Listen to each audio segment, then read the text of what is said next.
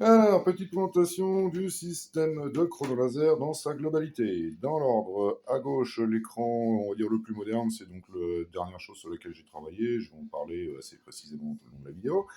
L'écran principal, je t'invite à regarder les vidéos précédentes, j'en ai déjà parlé. En fait, c'est le cerveau, c'est ce qui calcule tout, le meilleur temps, le temps autour, tout ce que tu veux. Et ça envoie tout ça via Bluetooth, c'est ce que tu peux contrôler sur l'écran là. Alors là, tu vas pas voir grand chose parce qu'il est loin. C'est pas l'objet de cette vidéo. Encore une fois, c'est traité dans l'une des vidéos précédentes. Parlons peu, parlons bien. Donc l'écran, je vais te montrer vite fait la petite séquence Ça, c'est ce que tu vois au démarrage en fait, quand tu démarres le produit, j'allais dire. Donc voilà, avec le petit logo, enfin, c'est juste de montrer en fait tout ce qu'on peut afficher. Donc on part sur une base neutre. On va dire, hop. Premier tour. Donc c'est de montrer bon, les fonctions basiques auxquelles on peut s'attendre d'un chronomètre. Hein. C'est juste de vérifier que tout fonctionne. Donc ça va nous afficher, parce que c'est ça hein, vraiment qui m'intéresse, c'est d'avoir le tour précédent et le meilleur temps au tour, ce qu'on ne pouvait pas avoir avant avec ce simple écran-là, évidemment. Je laisse passer un peu de temps, parce qu'avec l'histoire de 5 secondes de décompte, on y reviendra. Sinon ça va tourner un peu en rond, enfin c'est pas très intéressant, on va voir. Donc allons-y, donc là ça fait le meilleur temps au tour, je sais pas si tu as trop pu voir, mais ça a dû prendre une photo dans le coin là. Ça a flashé un petit peu, mais vu que ça flash en même temps que l'écran, je suis pas sûr que tu l'aies vu. Donc là, tu vois que ça t'a affiché donc, le tour précédent et le meilleur temps au tour, puisque c'était le premier tour. Jusque-là, rien de bien compliqué.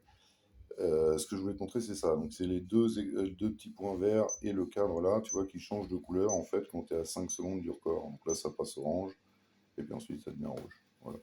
Je t'ai caché l'écran, mais il n'y avait rien à voir pendant ce temps-là. C'était juste de regarder le cadre. Donc voilà, donc là, on a dépassé le temps. Hop, je repasse devant, donc ça affiche en rouge pour m'indiquer que c'est pas bon. Et c'est reparti. Donc là, il me dit bien que du coup, le tour précédent, c'était le deuxième tour, et j'ai fait 35 secondes. Là où j'ai fait mon meilleur temps au tour, pour l'instant, au premier tour, à défaut, de toute façon, ça va toujours être comme ça, qui est de 27 secondes. Voilà. Et puis si on rebat le record, c'est reparti.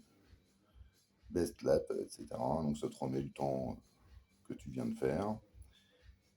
Et c'est reparti, donc là tu vois il a bien mis à jour, en tant que finalement le tour précédent c'était le troisième tour, et il se trouve que c'était le meilleur temps au tour. Je pense que tu as compris l'idée. Donc écoute, là j'ai fait à peu près le tour, la dernière petite fonction qui reste c'est le reset.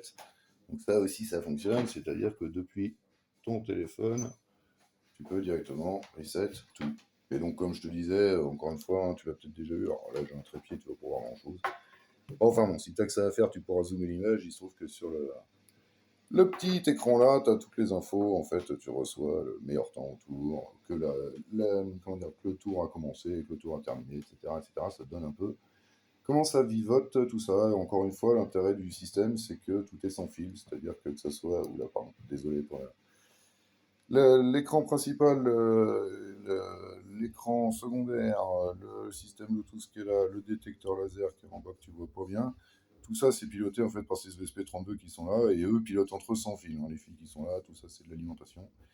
Eux sont complètement sans fil. Donc l'intérêt de tout ça, c'est qu'on peut disposer l'écran où on veut. Sur le terrain, voilà, voilà. Et bien écoute, suite de l'aventure dans une prochaine vidéo.